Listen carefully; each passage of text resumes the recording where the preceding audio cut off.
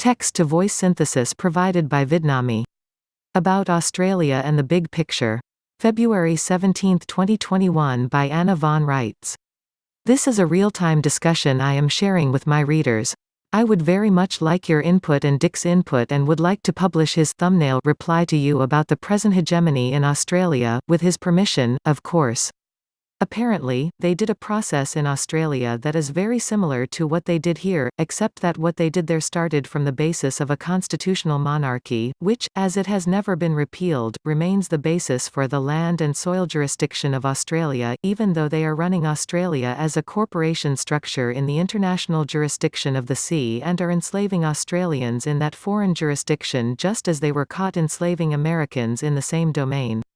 This, I think, goes to the heart of the Queen's behaviour revealed in Ja v. Regina, of taking the coronation oath, and then, 3 days later, assuming the chair of the estates instead of the throne.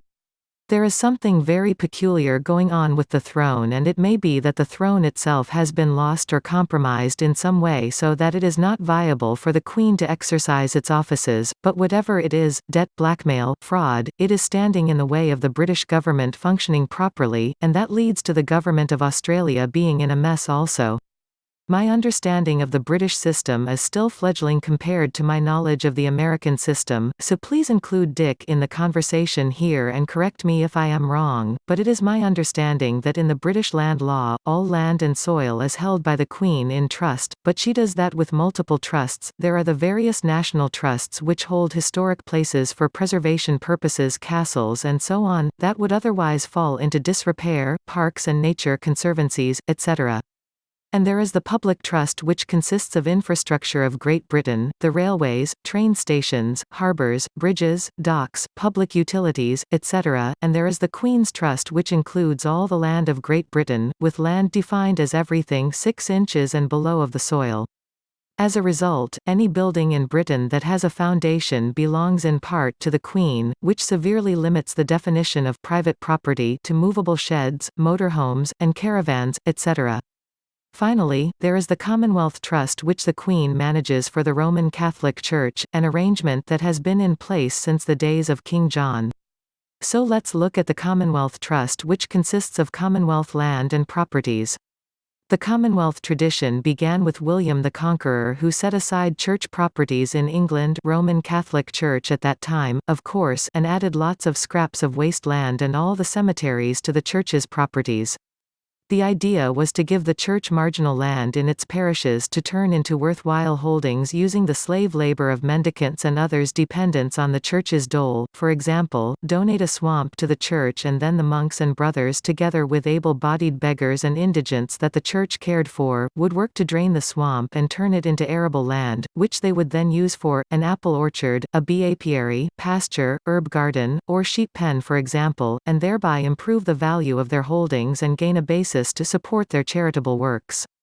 So the king donated land to the church in long-term support of the church's charitable activities, and it was usually land that was compromised in some way or another, that the king did not care to invest in himself, but the church could do so, owing to the plenitude of slave labor it always had available. So the church inherited the crumbs and the king took the good land for himself, and this system, ultimately, resulted in the church gaining the bulk of the developed rural land in the British Isles, as every time the king needed money, he would make a charitable gift of more land to the church, so that by this process the king's portion dwindled and the Commonwealth portion increased.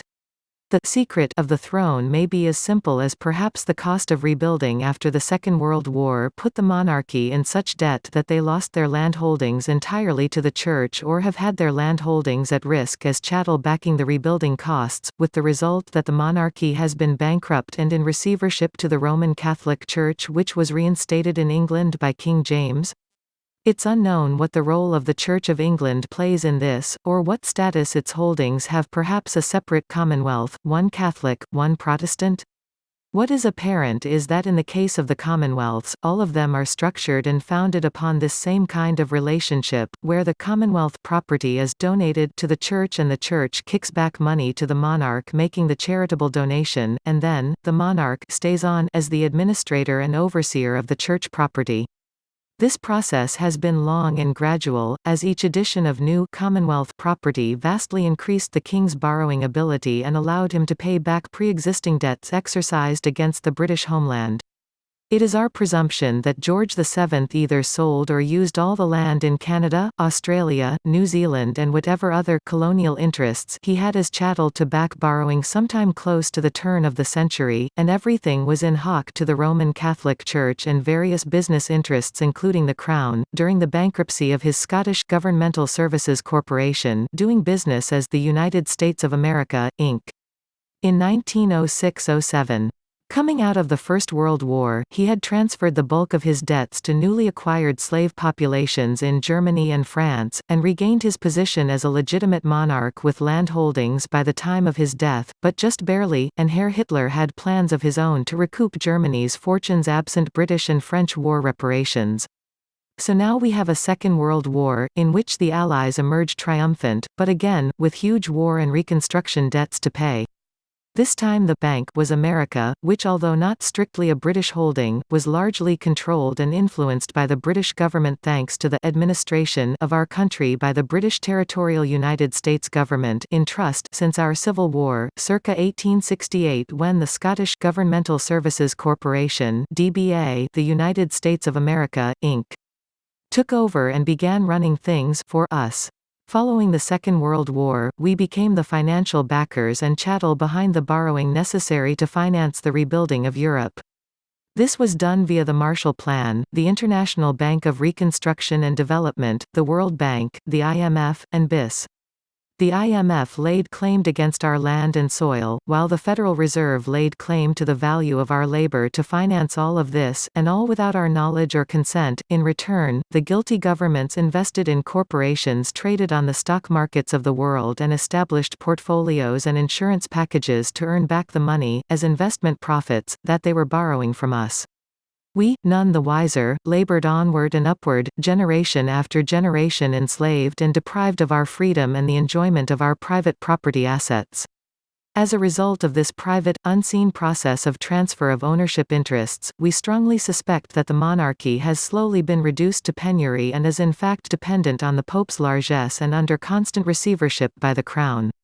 The toppling of the Pope's Holy Roman Empire secular church would explain why Buckingham Palace, the White House, and Buckingham Palace are now, all three, unoccupied. Ultimately, however, all these administrators were borrowing what was never theirs to borrow in the case of the American assets, and everyone involved knew this and did it anyway.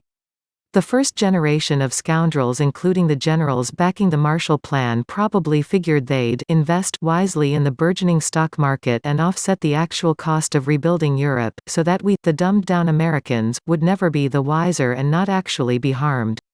By the second generation of scoundrels following the Second World War, those taking over operations in the 1960s and 70s, things had shifted. The stock market scheme, in concert with commodity and currency rigging schemes, had proven wildly successful, and the slush funds in excess of what was needed to pay back the reconstruction debt were wildly enticing for both the generals and the politicians involved in scalping the American states and people. It became fashionable and patriotic for these vermin to press their slaves and assets harder to squeeze more investment money into the stock market and various other schemes using the excuse that it was good for the country and that they were making us the richest people on earth, etc., etc., etc. Howbeit, in actual fact, they were making themselves very wealthy via access to the slush funds they were creating, and making life down on the farm unbearable. More and more privately held American land and property was being transferred to foreign and corporate interests as people couldn't keep up with the constant demand posed by more and more taxation and regulation and revenue-raising activities by the IRS, BATF, DOJ, FBI and other federal agencies and the police forces of federated state-of-state franchises. We were given to understand that the U.S. was deeply, perhaps irrevocably, in debt, which of course it was, due to the fact that we, Americans, were being forced under color of law to extend more and more credit to them for their investment activities. The laws of corruption kicked in full bore throughout the 1990s and 2000s, as men like Poppy Bush manipulated and feasted upon the system they had helped to create in the wake of World War II, but as early as 2001 there were holes beginning to fray through, as a result of individual corruption pushed to its inevitable conclusions. G.H.W. Bush issued bonds he, personally, didn't want to pay back to the Russians. The World Trade Center event was used as cover to garner worldwide sympathy, excuse a war for profit against Iraq, and embezzle billions of dollars worth of gold that could be offset as disaster losses and paid back as fiat by insurance corporations. You see the shtick. Keep the gold and pay in paper, as always. By 2010, the rats' backs were to the wall and the debts owed to us, Americans, were at their zenith, pushing the envelope of all known debt trajectories, when we raised our hands and said, wait a minute, and Pope Benedict XVI took action to fold up the Carnival show in D.C. The grand plan of the banks involved was being short-circuited, because contrary to their expectations, the Americans woke up and objected to their claim that our land and soil stood abandoned and subject to their commercial claims. We exercised our sovereign indemnity instead, and that has caused no end of consternation. Everything else that has happened since 2008 has been fallout from that basic inconvenient act. The banks that knowingly extended our credit to these criminals had cause to know that it was all being done under color of law, that the assets didn't belong to the borrowers, and that we, Americans, are not the debtors in this scenario, nor were we ever willing accommodators. We are all, demonstrably, the victims of mischaracterization of our nationality and unconscionable contracting practices used to defraud babies in their cradles.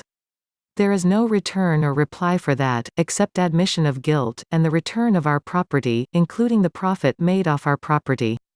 That leaves the countries of Europe and all the U.S. politicians as well as various other governments deeply in our debt and in debt to their own people as well, their slush funds subject to our seizure, their banks subject to our ownership, all their corporations, their stock markets, their commodity rigging funds, their storehouses of gold and silver, all the so-called legacy trusts forfeit. And then, to top it off, this month, we discovered that all the corporations that have been formed in America since the 1860s lack valid charters, and it doesn't matter whether they are territorial or municipal charters, they are all defective and tainted with fraud. You can now well imagine the confusion, chaos, fear, and nattering nonsense that results. We've had every proposal from another Bretton Woods cough, cough, to a worldwide hegemony of native and aboriginal leaders being placed in control, in name at least, and as if natives were more immune to corruption these days. What needs to happen, post-haste, is relief to all the people of the planet, and without any politicians trying to take credit for it, either. An end to any more revenue-raising activities on the part of incorporated government services corporations and the assumption of the debts of these governments by the investment funds aka slush funds and public oversight of all these funds from now on. As for the defective corporations that have been formed under U.S. auspices worldwide, they all need to come home and be rechartered under American public law, all obligated to function in a lawful rather than legal manner, and failing that agreement process, liquidated as crime syndicates engaged in war-for-profit activities and various other species of crime. There was, at the beginning, an assumption that this would apply only to municipal corporations, but in fact, the taint applied first and foremost to territorial corporations, so that both are impacted equally. As unsettling as all this is and as chaotic as the resulting situation may be, there is more than enough actual asset-based money that belongs to us to float all this, and it will be available once we wrest control of it from the terrified bankers and discipline all the shyster attorneys. Two further actions that are on the immediate horizon. Beyond all that, we maintain that by the ultimate and universal law, the American natives were right, land does not belong to us, we belong to the land. Furthermore, our egos aside, land and soil is a gift to us, as further evidenced by the biblical account of God granting possession of the earth to Adam and his offspring. The planet was given to us all with one caveat, that we be caretakers of the earth and the animals. That responsibility goes with the grant of true ownership. So we propose the obvious: neither the Pope nor the Queen are mentioned as God's trustees, and neither for that matter are any of these feckless politicians. Therefore, all interest in all land and soil assets of all the various countries should be returned to their people, free and clear without debt, title, or encumbrance, and the only caveat attached should be God's caveat, that we protect and preserve and care for the earth and the animals vouchsafed to us, as earnest caretakers who take love of country to mean exactly that, love of our land and soil, our beaches, our animals, our trees and rivers. That's the recap for us, and as I am sure you will also discover, for Australia and all the other Commonwealth countries. If you agree that the criminality and racketeering of the corporations and the various presumptions of the religious and political leaders have gone way too far, and if you can stomach the arduous process of self-governance, we have set forth the process for ourselves long ago and you are welcome to adapt it to your own needs in Australia. We have all progressed well beyond the need to elect representatives and can conduct our own business at home without the instrumentality of any political system to waste our money and gum up the delivery of needful public services. We, Americans, don't separate ourselves according to race, creed, color, or political parties.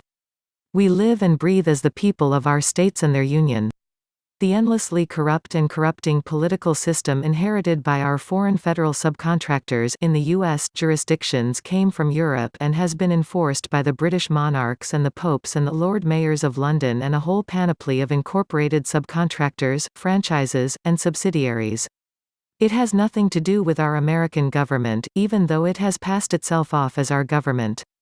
Those aren't our elections. That thing in Washington, D.C., is not our Congress. It's a Congress of, for, and by our erstwhile, off-track, insubordinate employees who are acting in breach of trust. We have deprived them of our credit and are coming for our assets. There are only 3 legitimate federal subcontractors at this point. Donald Trump has a contract to act as commander-in-chief and to supply our military. His plainly stated mission is to protect and defend this country and its people from all enemies, foreign and domestic.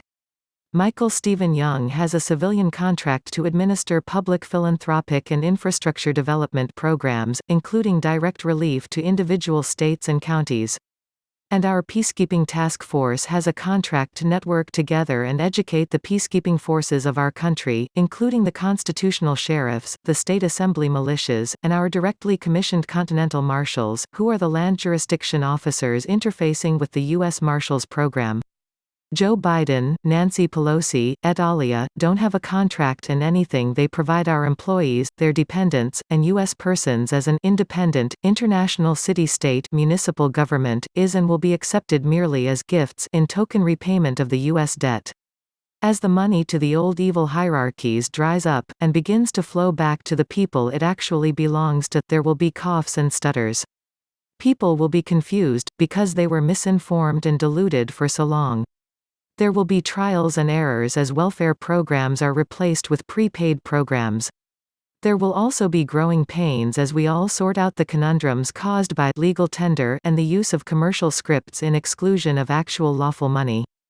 Politicians and political elections will be retired from the public forum and these presumed representatives will be recognized as public employees instead. The actual powers of our government are vested in our people and our states of the Union and our Federation of States. Now that our people are being declared and recorded in their correct political status, and they are populating their state assemblies, there is no excuse for any public employee in this country to mistake their subordinate position, nor for any officer of any United States municipal government to mistake their condition of abject indebtedness and contractual obligation. Please note that in this country, neither the territorial United States nor the municipal United States can exist apart from their respective constitutions. We trust that the Australians and Canadians and all the other people worldwide will likewise reinterpret the who is who and what is what circumstance that they find themselves in, and will agree with us in our people-centered vision of self-government and direct ownership responsibility.